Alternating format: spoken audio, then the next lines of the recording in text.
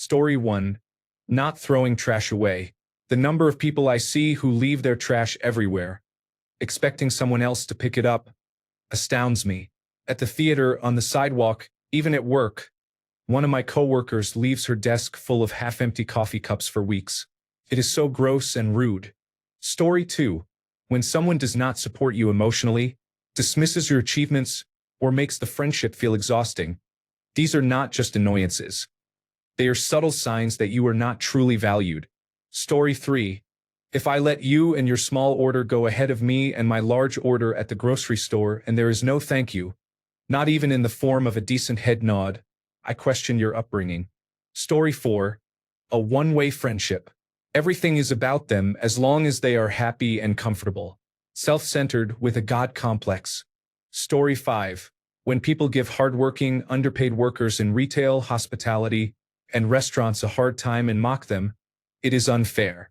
I know a person who has never had a job, went on Social Security disability insurance at a very young age, and says that fast food workers do not deserve livable wages. Story 6. Does not clean up after themselves when they are at a guest's house. They expect someone else to do it for them or cannot think beyond their own needs. Story 7. Never ask a question about your life. People mostly tend to vent their daily troubles, but truly good ones ask about yours as well, at least at some point. Story 8. When they make a mistake, they automatically blame everyone or everything else. They never take ownership or accountability for their mistakes. Story 9. One day my father was at the grocery store.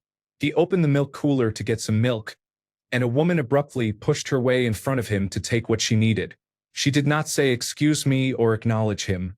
Story 10. When they are just waiting for their turn to speak, and everything they care about involves themselves, selfishness and ignorance are humanity's worst attributes. When combined, watch out. Story 11. No control over mouth, not thinking before speaking, not being aware of how their words might affect the other person. Story 12. Just look at how they handle people they consider socially beneath them, such as service workers and children. They treat these individuals the same way they want to treat everyone. Story 13. A lack of general courtesy and compassion. I have seen some mention people who treat service workers badly, but simply having compassion would prevent this behavior. Story 14. Give them one of those toilet rolls with the longer sheets. If they just tear them partway instead of along the line, they are barbarians. Story 15. I think many factors can be explained by your environment, mental health, ignorance, and trauma. Talking too much can indicate loneliness. Being late to things can be a sign of stress. However, how you treat animals is important, especially in countries where pets are common. In countries where they are not, being neutral is better than abuse. Story 16. Dismissal in any form. Most people do not brush things off so easily. They either ignore what I say or add something unrelated, derailing the conversation back to being about themselves. Story 17. They refuse to actively do anything that does not benefit them. The shopping trolley theory is a good example of this. It does not benefit you, but it does benefit other customers and the employees. If you do it, you are not necessarily a good person, but you are a bad person if you do not do it. I like to leave the bread slicer open at the shop for the next person because it is sometimes annoying to open. Story 18. When people constantly gossip about someone's appearance, style, or body shape, especially in front of that person, it is inappropriate. My personal rule is that I do not say anything about someone's body or looks unless asked, and even then, I express my opinion kindly. Story 19. Not accepting the word no. Whenever told no, they either try harder to get their way or just do it anyway, regardless of the situation. Story 20. People are not going to like this, but they see their family and friends as extensions of themselves. If they are not particularly intelligent, they will simply continue the cycle their parents did. It takes a very intelligent and determined person to break the cycle of abuse that produces negative behaviors. Story 21. They let the elevator doors close when you are clearly 2 steps away, then smile as if they have just solved world hunger. Story 22. My next-door neighbor spent 5 years blasting my terrace property with a 4,000-watt subwoofer, playing exclusively drum and bass and dubstep. After I diplomatically explained that the bass was an issue, he broke his 4,000-watt subwoofer and replaced it with a 5,000-watt subwoofer. He also routinely smoked marijuana, which wafted into my house and filled my bedroom. During the same period, he spent years screaming and shouting at his young children like a furious person under the influence, subjecting us to over 100 days of power tools and hammering this year alone. Recently, he put a full bunch of bananas, still in their skins, on a bird feeder in his garden, apparently thinking British garden birds would eat them. 3 months later, the blackened skins, complete with stickers he did not remove, are still there. Story 23. Refusing to change their opinion or admit their mistakes when the truth or consequences arrive, or when they have calmed down. I have no patience for people who double down or are unable to say sorry. People make mistakes and lash out due to stress or other reasons. It is what it is. But if you cannot apologize, you are lacking. Story 24. Tactlessness occurs when individuals do not consider the feelings and thoughts of the people they interact with. They do not understand personal boundaries, whether physical or verbal. Story 25. They light a cigarette in front of you without asking if you mind. They also throw the cigarette butts on the ground. Story 26. When they insist on imposing import tariffs without justification.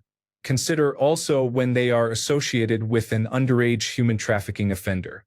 Story 27. You somehow become president of the United States and immediately begin harming the people who elected you, while lying to them, stealing money from them, inciting them against the other party, and protecting pedophiles, including yourself. Or you work with your sister to completely deny your brother any part of your father's inheritance, leaving him with nothing, simply because he is not a dishonest, scheming thief and psychopath like you, or both. Story 28. When they act like caring about someone other than themselves is the biggest inconvenience in the world. You do not have to volunteer at the soup kitchen, but some people honestly act like it is very difficult to put their shopping cart back, to take an interest in something their friend likes even if they do not, or especially to answer one of those, "Hey, which do you prefer? The blue shirt or the red shirt?" type of questions. Story 29. The shopping cart left out, not returned to the corral, is the ultimate test of whether a person will do the right thing when there is no punishment for failing to do so. Story 30. Lack of social courtesy includes letting a door close on someone, not giving up a seat on public transportation, and being rude to the elderly. Story 31. Lack of accountability. This issue may start harmlessly but can cause significant damage if left unchecked. Story 32. 1. They do not put the cart back in the cart return. 2. They get upset when treated how they treat others. 3. I am sorry you feel that way. Those are my top 3. Story 33. They park in disabled, parent and child, and private parking spaces. They show zero consideration for anyone but themselves. Story 34. When you invite them to your house, make them a big meal, and they do not even bother to take their plate to the kitchen or offer to help at all. Story 35. Constantly talking about other people's achievements instead of your own because you do nothing and want to feel special. Story 36.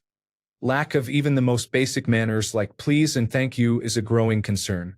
Seriously, it is so simple, yet their absence in society is increasing at an alarming rate. Story 37. Deliberately forgetting their manners when wanting something from you. A simple please and thank you go a long way. Story 38. It is surprising how often people skip a simple please or thank you. Whether someone is holding a door or helping you out in a small way, just show some appreciation. Basic manners seem rare these days. Story 39. I was shopping a few months ago with my son, parked in a parent and child space in the shop car park. The man in the space next to us returned to his car. It was also a parent and child space, but he did not have a child, so I was already judging him. He loaded his shopping into his car, broke the trolley to release the pound coin, then left his trolley in the middle of the parking space and drove off. Now, whoever wants to park in that space next, probably a parent with their child, cannot use the space or has to get out and move the trolley. It would have taken him maybe 2 minutes to return his trolley. There were plenty of spaces in the car park just as close to the store entrance, but instead, he took one of the extremely limited parent and child spaces. Completely inconsiderate. Story 40. Someone who takes a rigid stance on their own presumptuous opinions and never tries to consider the other side to see if it is objectively false. For example, my sister-in-law thinks I am full of myself. I never cared about her opinions of me, even though she called me an idiot to my wife on numerous occasions and rarely did a single requested family favor. Anytime I was asked to help her, I was always there, but she somehow does not seem to remember any of it. There have been incidents, such as my nephew trying to steal an expensive wireless Xbox controller and hiding it in the laundry bin. I informed her about it, and she defended him while blaming my toddler daughters, who had no reason to take it since they did not play Xbox. My nephew is an avid Xbox gamer. She called me a narcissist several times because I told her what he tried to do and mentioned that she understood why because of her experience with narcissists. She is a single mother who repeatedly dates serial felons and drug addicts, specifically methamphetamine users. She has relied on welfare subsidies and lied to her children for years, telling them she went to college when she was a high school dropout who never finished her GED.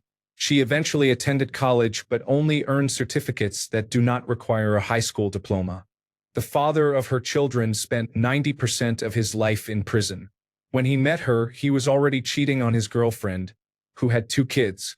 My sister-in-law still got involved with him again, became pregnant with 2 children, and the aforementioned methamphetamine user, upon learning she was pregnant, stole an ATM machine using a friend's forklift. She brought her felon boyfriends around my family. One of them even keyed another family's car, thinking it was hers, after they broke up.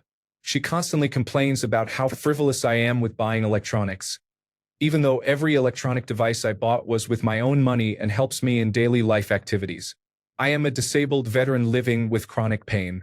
She also has a chronic painful condition but does not consider that others may have similar challenges. She has a poor credit history and has lived on housing assistance her entire life, yet she is not in a position to criticize me. Ultimately, I would not care about her constant negativity toward me, but her attitude about bringing methamphetamine users around my family and frequently speaking badly about me to my wife, which I overheard on numerous occasions, has tested the limits of my patience. Story 41. A lack of compassion and empathy. A Malthusian, Orwellian, Machiavellian, and socially Darwinian ideology. Any cluster of various prejudices. Sadism, excessive schadenfreude, or too many jokes at the expense of others. Story 42. Not acknowledging small courtesies, such as a quick nod when someone holds a door, is a tiny gesture that speaks volumes about social awareness and gratitude. Story 43. As far as I am concerned, lack of politeness and good manners. Manners cost absolutely nothing and take no time to say. If you cannot even be bothered with that, I just think you are an absolute jerk. Story 44. Inability to apologize or acknowledge being wrong is something most people recognize. A related sign that is harder to notice is when someone apologizes but then tries to take it back. For example, you argue with someone, they admit they were wrong, and a few days later they casually reference the argument as if they were right. Or the next time you argue, they bring up the first argument again and start to relitigate it because they have secretly been upset about it all along.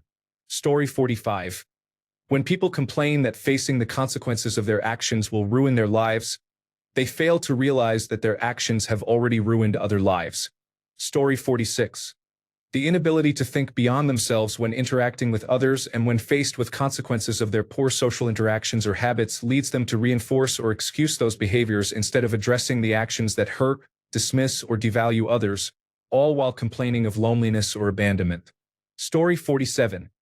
People who think that freedom means there are no social obligations to practice social awareness are mistaken. I cannot believe how many people think, I can do whatever I want, and use this mindset to avoid being mindful of others in public. Story 48. They do not know basic cooking or cleaning skills. They do not understand what is socially acceptable. This could also be due to neurodiversity or never having learned how to manage adult responsibilities. Story 49. From recent experience, ordering food when the kitchen is about to close can be challenging. A man came back to the kitchen, which was a clear sign that he was unaware of proper etiquette, and asked if the kitchen was still open. I told him yes, but I was closing in 20 minutes. A considerate person would hear that and decide not to order food. However, this individual ordered a steak dinner at a bar at 10:30 p.m. Story 50. I think everyone is born a decent person. The goodness, kindness, and honesty are often removed from them, literally or figuratively. Story 51. Overall manners and politeness can be judged from something as simple as walking. For example, if someone accidentally crosses paths with another person or there is a narrow space like a sidewalk or escalator, the mannerisms they show matter. Additionally, how they treat service workers or introduce themselves to new people reflects their politeness. Story 52. My dad's ex-best friend, when he forgets my dad exists except to hitch a ride or get something from him, calls him Romper Stomper since he became bald and overweight and wears black boots and khakis.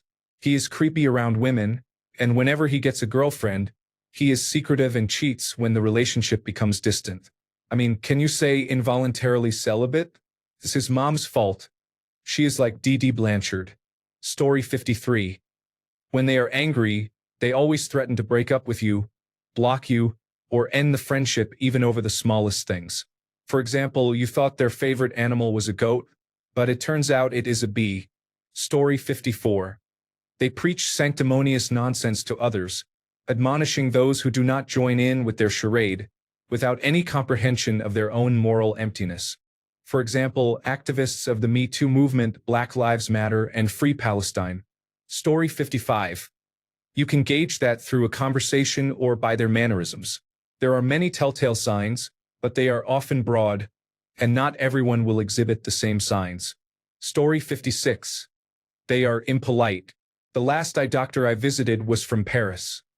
Rude, self-absorbed, and so on.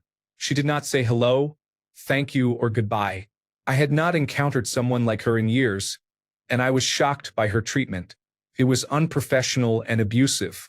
Story 57. When they constantly make the conversation about themselves.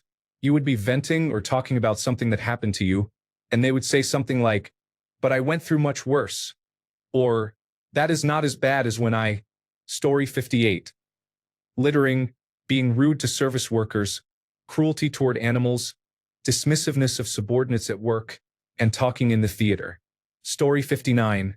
They overextend themselves on a $200,000 line of credit, knowing their half of the equity cannot cover the bill. Then they try to transfer the debt to you, but you are smart and now you are suing. Story 60. The litter rage is a real issue, for sure. I am thankful to see that being a common comment here. I would have to say that showing up at any function you have been invited to and not bringing a little something to contribute or a gesture of appreciation for the hosts is rude. Story 61. A subtle sign is when someone does not seem to notice or care how their words or actions affect others. Not out of cruelty, but because they were never taught to attune to another person's emotional world. It is as if empathy never had a chance to develop in them. Again, not because they are heartless, but because no one showed them what it looks like to listen deeply, to pause and consider another's perspective. They might talk over people, deflect vulnerable moments with logic or humor, or constantly steer conversations back to themselves because that is all they know. Sadly. Story 62. They are human. There are no truly decent human beings, only those privileged or lucky enough to have never had their decency truly tested, and the rest of us are flawed. Story 63. They get upset at work, damage something, refuse to take accountability, do not clean up their mess, and then say it was like that for the last 2 days. Story 64. When someone bumps into you and treats it like it is your fault by either not saying excuse me and continuing to walk or giving you a hard look. Story 65.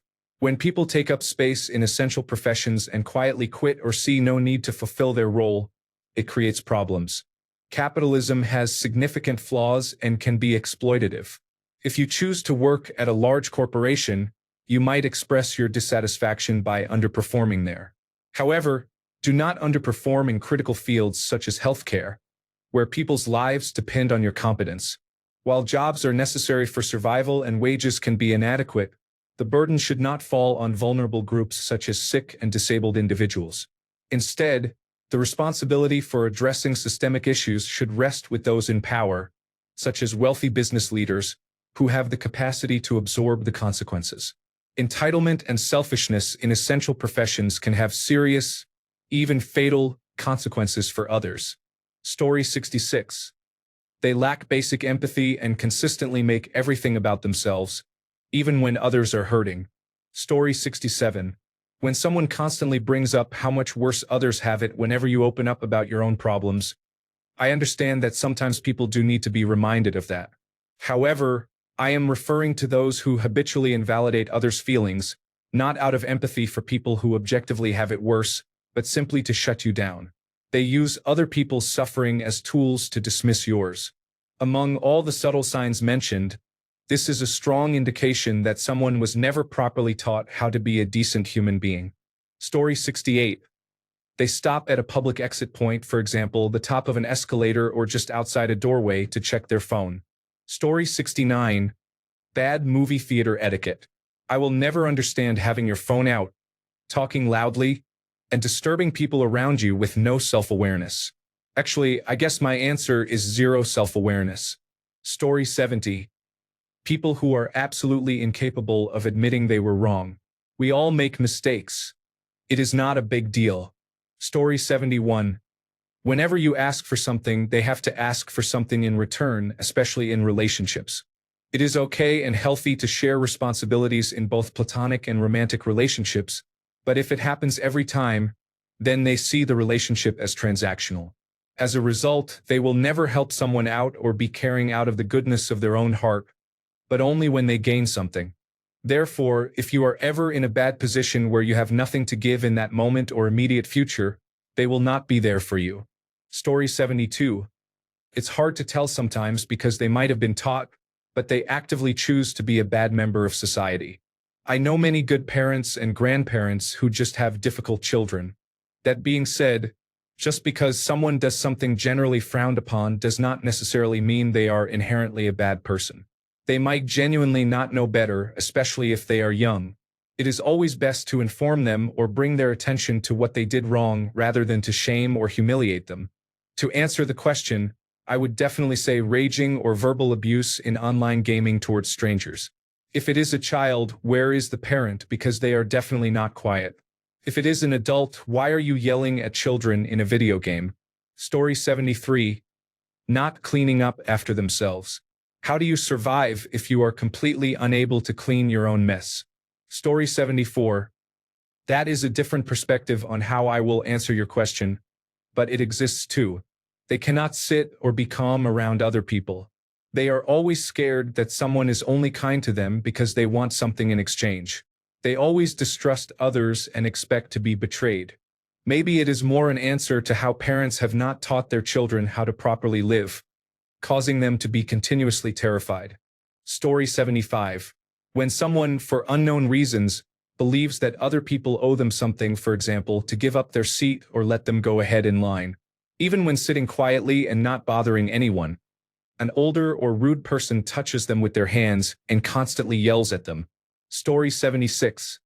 Constantly finding a reason to complain about people who allegedly wake up every day looking for reasons to get offended. Specifically, if nobody was talking about the people who wake up looking for reasons to get offended until the person in question derails the conversation to complain. The hypocrisy and lack of self-awareness is very telling. Story 77. Disregard for how the next person will use the item they were using, such as shopping carts, public areas like picnic tables or restrooms. Story 78. Being interrupted while I am speaking or completely talked over makes me want to punch them in the throat. Story 79. Non-disabled people parking in disabled spots, sometimes occupying more than one spot, playing on their phones while waiting for their partners to return. Because I am the kind of person who will say something, they often become defensive. I think about other disabled people who cannot or will not say anything and are forced to park elsewhere. This often leads to arguments with these individuals. Unfortunately, I am already struggling mentally, and these situations only make it worse, especially with many people watching.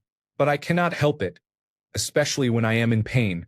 I strongly disapprove of this behavior. Story 80. Definitely the know-it-all type. Rigid thinking, pretending to know everything and not keeping their mouths shut when necessary. It used to be a sign of brain rot, But now it is so common I think it relates to being decent and compassionate. You just do not comment on something you do not understand, then proceed to deny all evidence and have an existential crisis. Stereotypical thinking and generalizing. Greeting your neighbors. At the very least, do not reply. But it is quite frustrating to get nasty looks from the person living next to you. Disgusting, especially in big cities, where loneliness is the norm and you might end up dying alone without anyone noticing. Not even your next-door neighbor. Or even worse, bullying them. That is not about being decent. It is about not being a sociopath.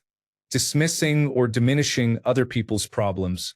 Narcissism is one thing, but convincing themselves that mental health is just a trend is as ignorant as believing the earth is flat.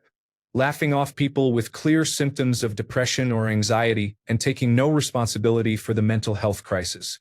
Story 81. Iowa, of course, since it is related to every living creature and tree, any victims caused by the Resources Development Administration, which might number in the millions, must affect her in some negative way. Story 82. My biggest pet peeve is when you meet someone and they refuse to get off their cell phone to talk to you. You give them time to end their call, but they just stay on the phone. Story 83. If your shopping bag rips and your groceries drop on the floor, and people just walk by or even hit your items without saying sorry, just staring at you. Story 84. They do not seem to demonstrate basic manners, such as saying please and thank you, which most children are taught by the age of 4. I know an Oxford professor who appears to lack basic manners. Story 85.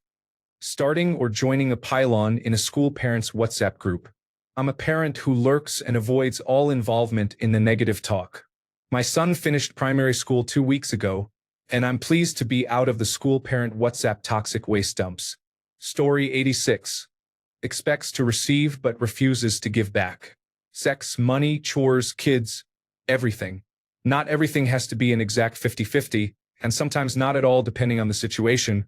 But if someone clearly needs some relief or something better and you are only taking from them and not providing what they need, then that is unacceptable. Story 87. I love hiking and I am saddened to see magnificent places in the middle of the forest littered with plastic trash, paper, chewing gum, and other waste. Story 88. You own a Ford Ranger or Volkswagen Amarok, and you believe this absolves you from the need to use a turn signal when turning. Story 89. Constantly moving the goalposts on everything. I used to be friends with someone. I even got her a job where I was working. Since she was more qualified, she became my boss. I remember her disagreeing over the literal meaning of a word. I consulted the dictionary, and she said her dictionary always showed a different meaning. It did not, but in her mind it did. I did not realize then, but it was the beginning of actual hell for me. I now wish I had never met her. Thanks a bunch for sticking around till the end of the video. Remember to subscribe, and until next time, stay awesome and goodbye.